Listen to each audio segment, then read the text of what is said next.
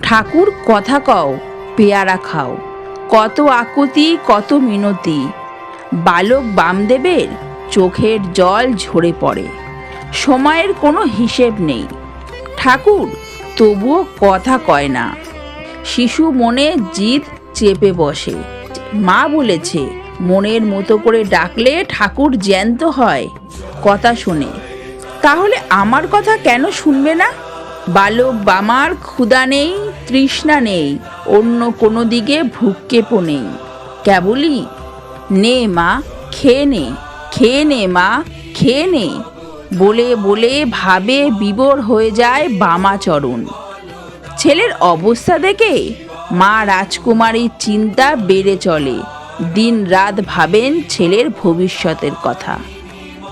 বালক বামাচরণ কিন্তু অচল অটল।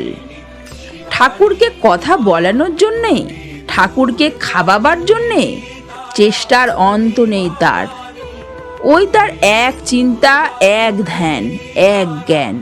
ঠাকুর কেমন করে জ্যান্ত হবে? ঠাকুরকে কেমন করে খাওয়ানো যায়? অবশেষে ছুটে আসে মা রাজকুমারীর কাছে। তুমি যে বললে এক মনে ডাকলে ঠাকুর কথা শোনেন, কই আমার কথা শুনছে না কেন? মা নির্বাক। ছেলে হাত পা ছুঁড়ে কাঁদতে শুরু করে। মা নানা রকমের সান্ত্বনা দেন, কিন্তু ছেলে ভুলবার নয়। অতপর বড় বোন জয়কালী এসে ছোট ভাইকে আদর করে বলে, পাগল ছেলে কোথাকার, ঠাকুরের সময় না হলে কি ঠাকুর কথা বলে?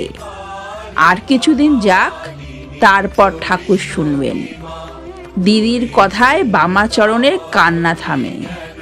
দেখা যাক, আরও কিছুদিন পর যখন সময় হবে তখন নিশ্চয়ই খাবেন ঠাকুর। সেদিনের প্রতীক্ষায় থাকে বামাচরণ। জয় মা, জয় মা তারা, জয় গুরু বামদেব।